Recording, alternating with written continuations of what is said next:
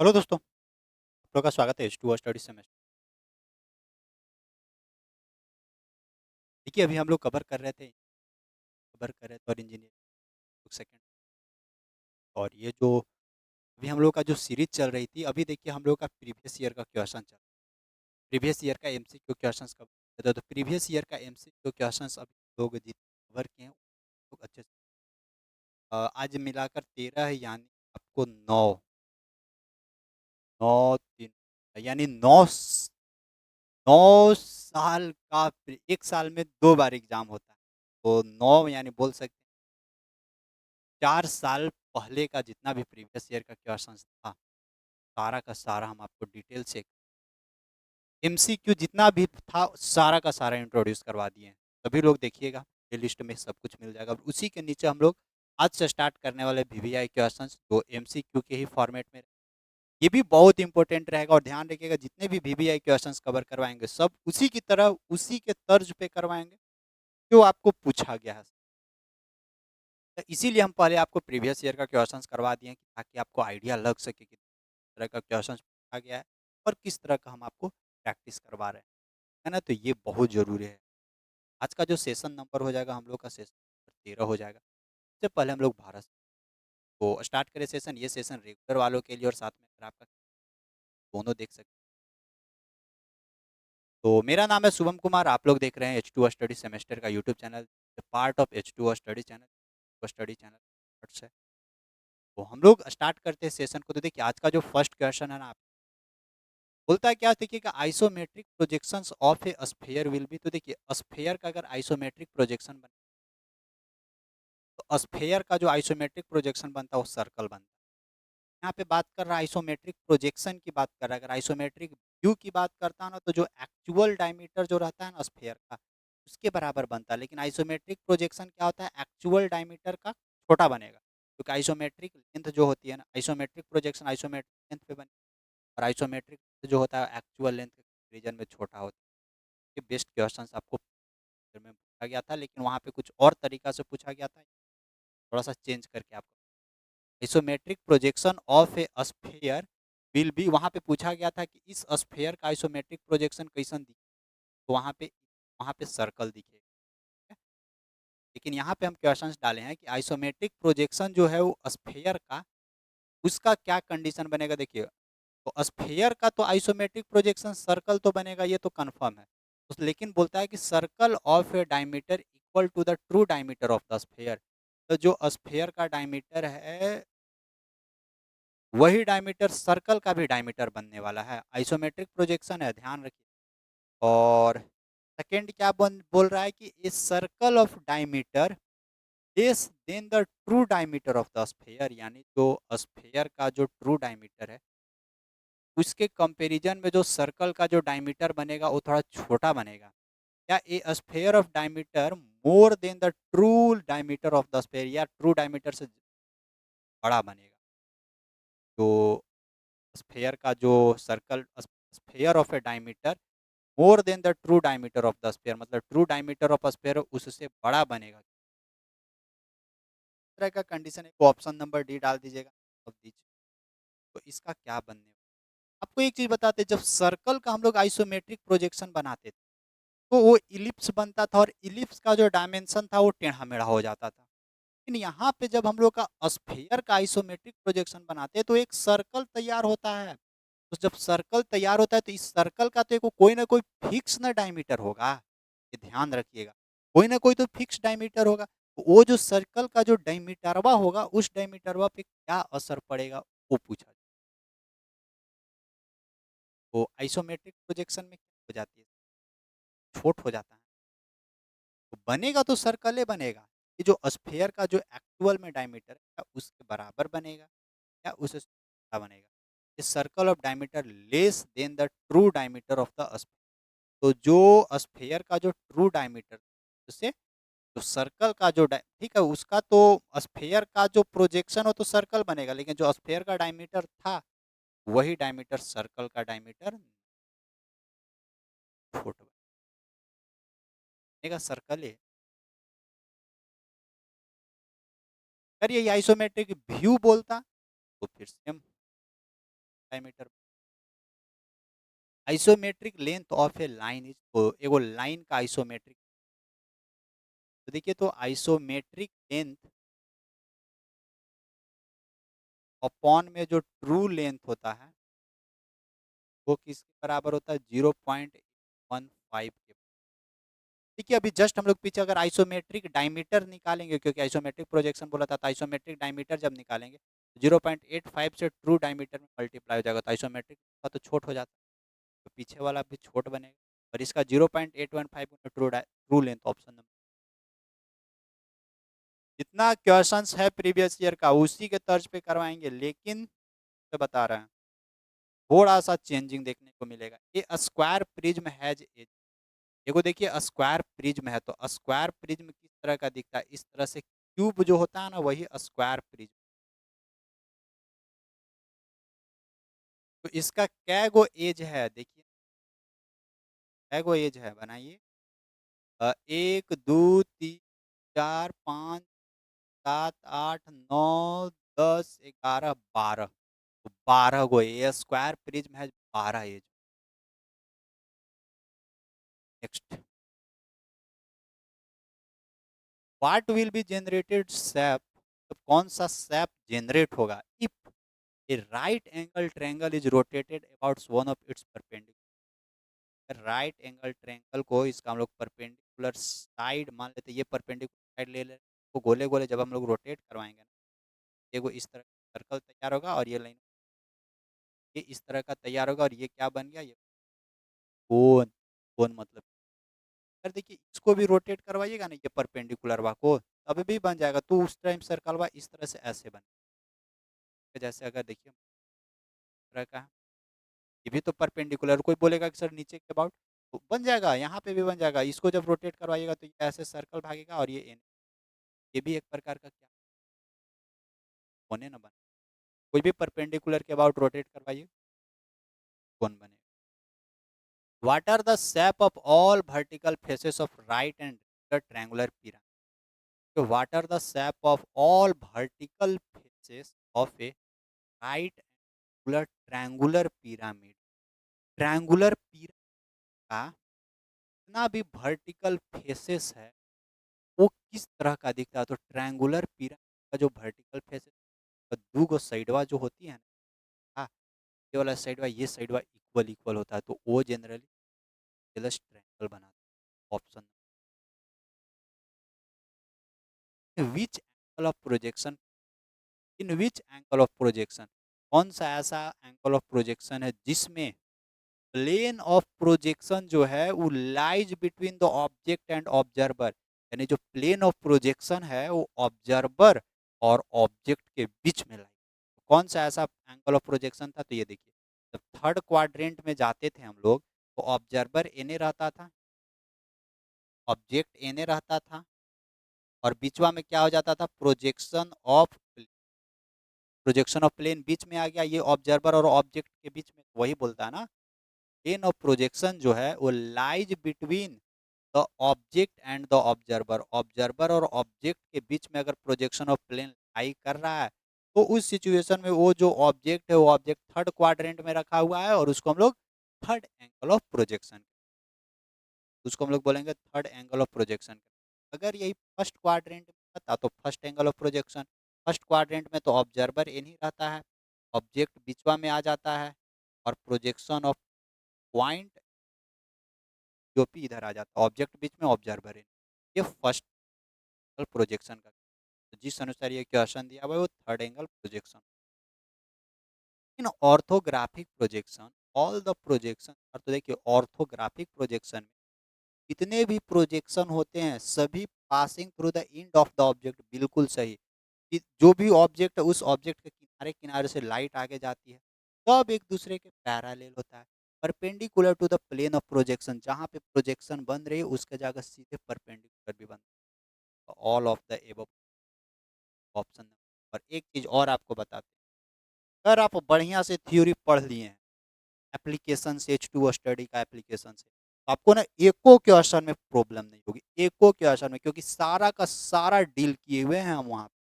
पीछे वाला क्वेश्चन में हम ये भी बताएं कि फर्स्ट एंगल फर्स्ट एंगल और थर्ड एंगल का जो प्रोजेक्शन है, फर्स्ट एंगल और थर्ड एंगल में ही काहे हम लोग प्रोजेक्शन बनाते हैं, orthographic projection. Second angle, second quadrant और फोर्थ क्वाड्रेंट में हम लोग कभी भी प्रोजेक्शन नहीं तैयार करते। The difference believe, why are not projected, why are not orthographic projections in second quadrant and fourth quadrant, आपको लिखना होगा वहाँ। ऐसे भी पूछा जा सकता, ऐसे भी पूछा जा सकता है, what is the difference between first angle projection and third angle projection. First angle projection और थर्ड एंगल प्रोजेक्शन में क्या डिफरेंस, ये सब सारा चीज़ डिटेल से हम आपको बताए हैं, बट पहले भी डिटेल से बताएं, याद रखिएगा। जूरी में भी बताएं, प्रीवियस ईयर क्वेश्चंस करवा रहे थे उस वक्त भी। ये रेगुलर क्यूब हैज, एक रेगुलर क्यूब की अभी बात कर रहा है। ये regular cube has 12 equal square surface, यानी उसका जो रेगुलर क्यूब इस तरह का बनता है, तो इसका जो स्क्वायर सरफेस जो होता है, स्क्वायर सरफेस क्या 12 गो होता है, कहाँ 12 गो होगा, एगो एने सामने से दिखेगा, एगो जस्ट इसके पीछे 2 गो, एगो एने 3 गो, एगो एने 4 गो, एगो ऊपर 5 गो, एगो नीचे 6 गो, 6 गो तो स्क्वायर फेस। तो 12 नहीं, 2 square and 10 rectangular 9 equal square surface, option number C. अगर आपको क्वेश्चन समझ जाइएगा, फिगर बना के मानना कोई भारी बात, बड़ी बात नहीं है। टू नंबर्स ऑफ जनरेटर एक वन इज, देखिए दो, two number of generator,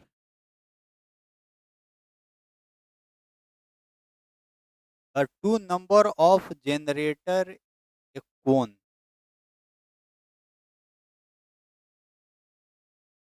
two number of generator of एक, टू गो नंबर, टू गो से जनरेट जा सकते, एगो एन, तो ये हो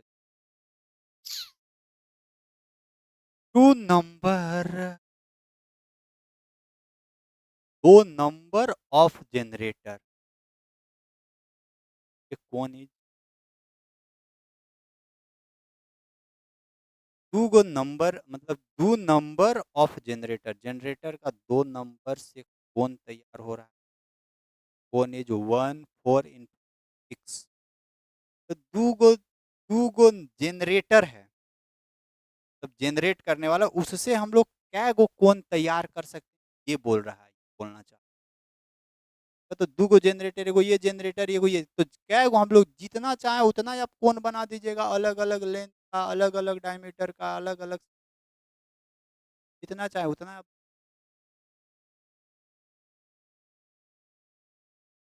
the projection in all three dimensions length and height are shown in same figure, कौन सा ऐसा प्रोजेक्शन है जिसमें लंबाई चौड़ाई ऊंचाई सब कुछ एक एक गो फिगरवा में दिख जाता है, उस प्रकार के प्रोजेक्शन को हम लोग क्या बोलते हैं, तो उस प्रकार के प्रोजेक्शन को आइसोमेट्रिक प्रोजेक्शन बोलेंगे। आइसोमेट्रिक प्रोजेक्शन है, मैंने सब कुछ दिखा देते थे लोग, 3D बना देते थे, 3D में लंबाई चौड़ाई ऊंचाई सब कुछ दिख जाता था, जबकि ऑर्थोग्राफिक प्रोजेक्शन में ओनली 2D दिखता था, दो डायमेंशन, लंबाई और चौड़ाई ऊंचाई गायब।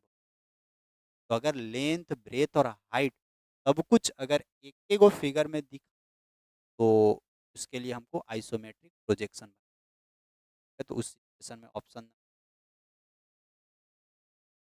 इसके बाद 11, the angle between two isometric axis, दो आइसोमेट्रिक एक्सिस का जो एंगल होता है ना, वो कितना, 120 डिग्री, तो 120, तो याद रखिए 120 angle between two isometric axis, तो दो आइसोमेट्रिक का जो एंगल होता है वो 120 डिग्री।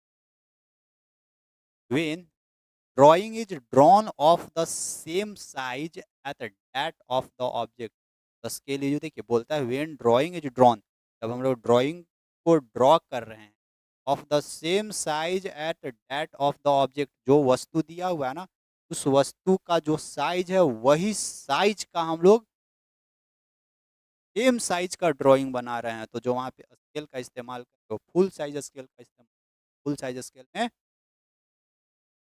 एक्चुअल लेंथ और ड्राइंग लेंथ,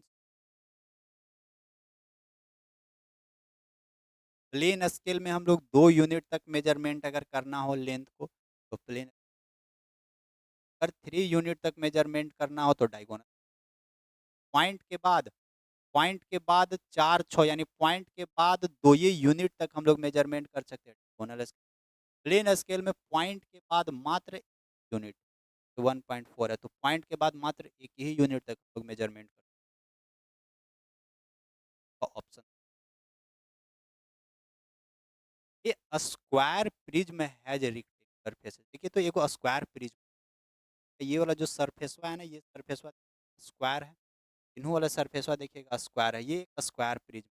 तो क्या एगो रेक्टेंगुलर फेस है, देखिए तो ये वाला एगो ये रेक्टेंगुलर फेस है, जस्ट एगो इसका पीछे वाला 2 गो हो गया, जस्ट एगो ऊपरे वाला 3 गो, और जस्ट एगो इसका नीचे वाला ये वाला 4 गो।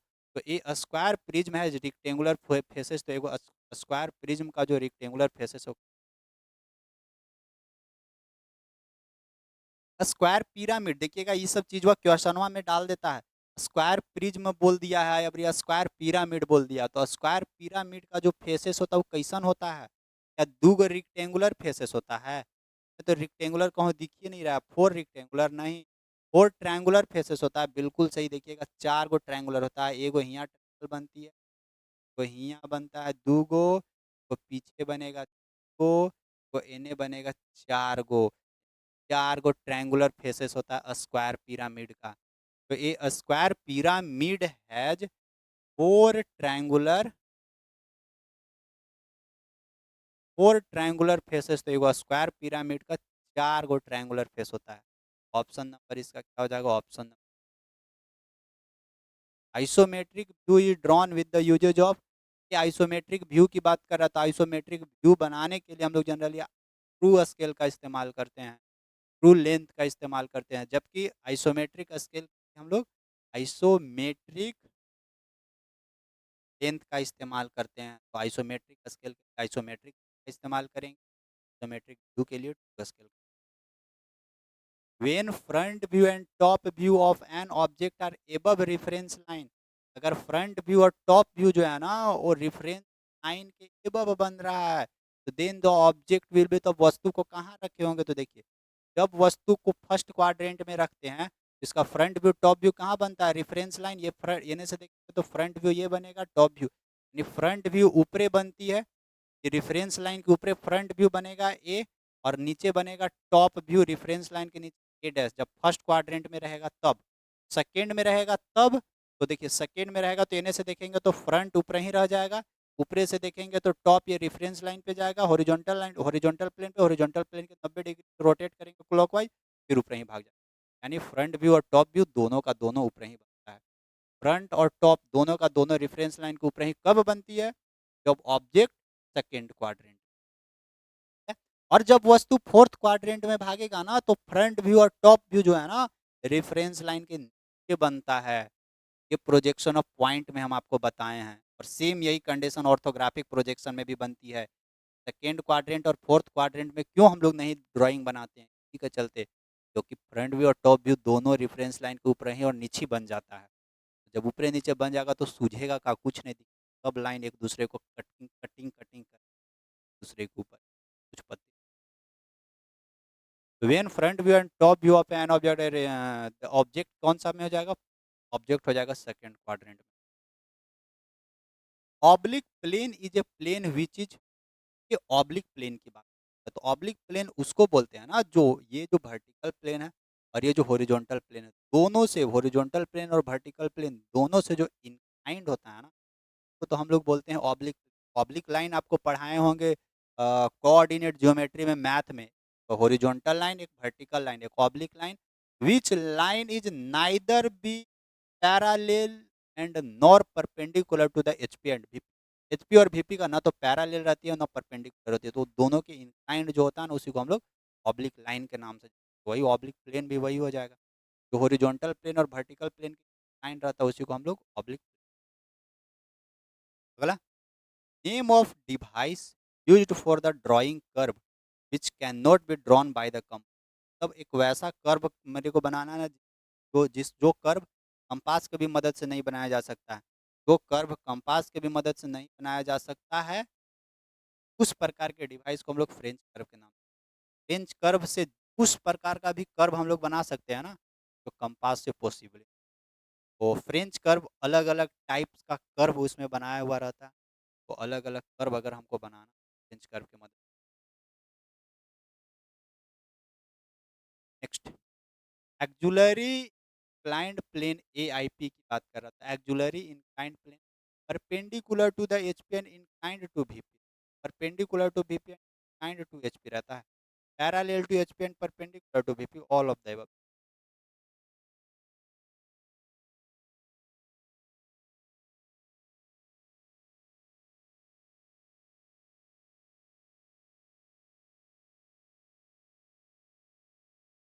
एक्जुलरी इंक्लाइंड प्लेन है तो परपेंडिकुलर टू द एचपी नहीं, perpendicular to VP and inclined the HP, ये जो है ना परपेंडिकुलर बनेगी और एचपी ऑप्शन बोलते हैं। When a right angle triangle is rotated about its base, the shape generated with right angle triangle को अगर हम लोग बेस के अबाउट जनरेट करेंगे, ऐसे घूम कोण का निर्माण, कोण का निर्माण option number. Ratio of actual length to the isometric length, देखिए हम लोग पढ़े क्या, आइसोमेट कौन में ट्रू लेंथ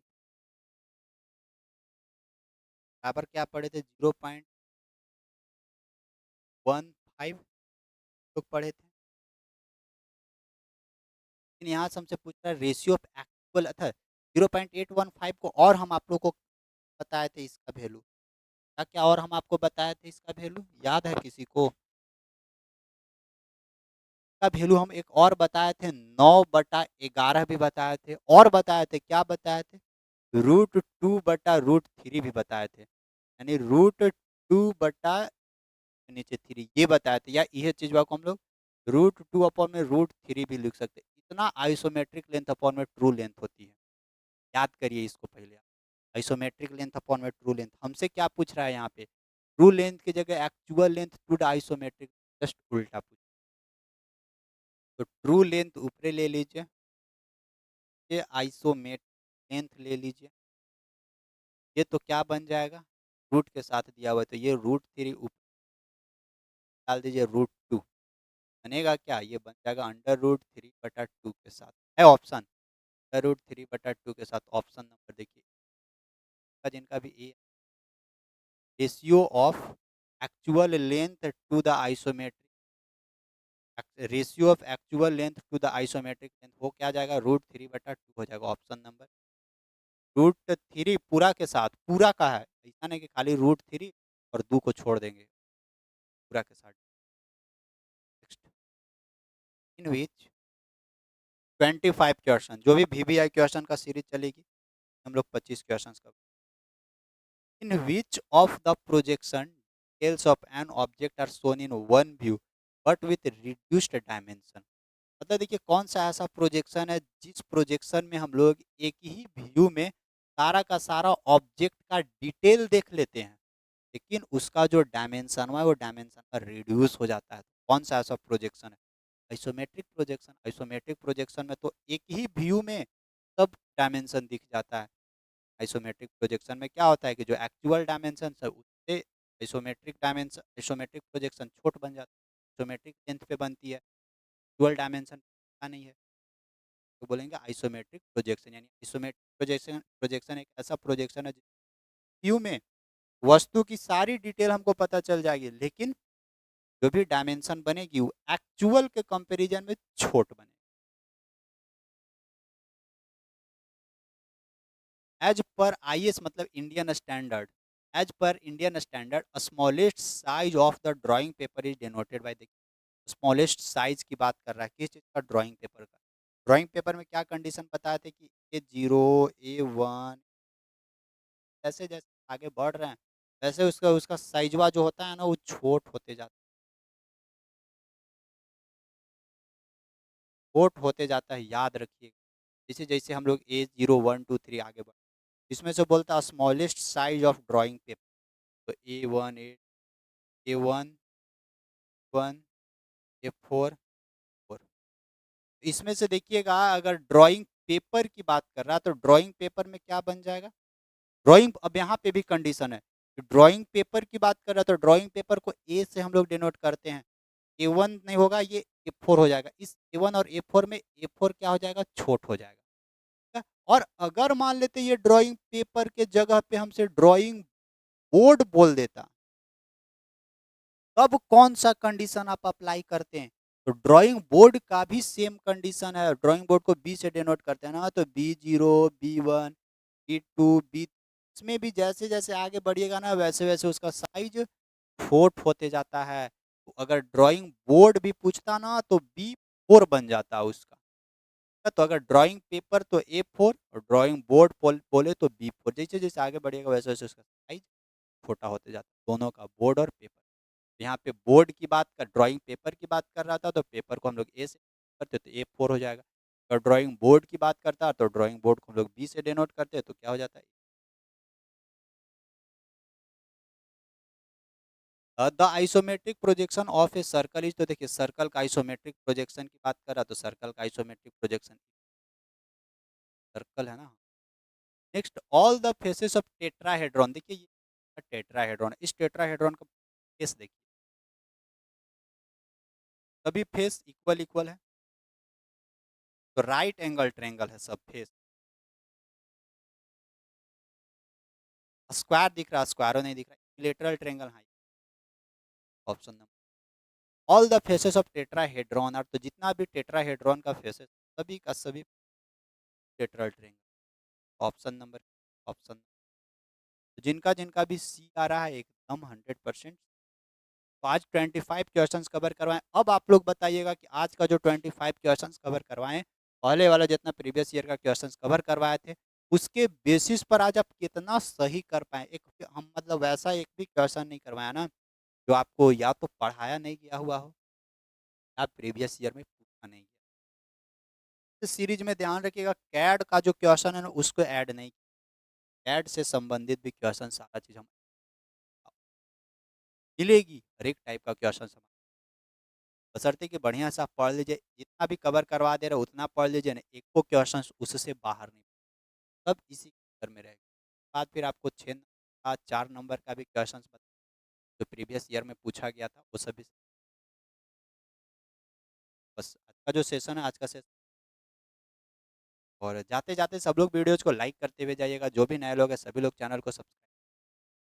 आज का सेशन कैसा लगा सब लोग जरूर नीचे कमेंट करके बताइएगा, और ये भी बताइएगा कि जो भी बता रहे हैं वो सब समझ पा रहे हैं ना, समझ जा रहे हैं कि आप मेरे। फिर मुलाकात करते हैं नेक्स्ट सेशन में। Bye bye.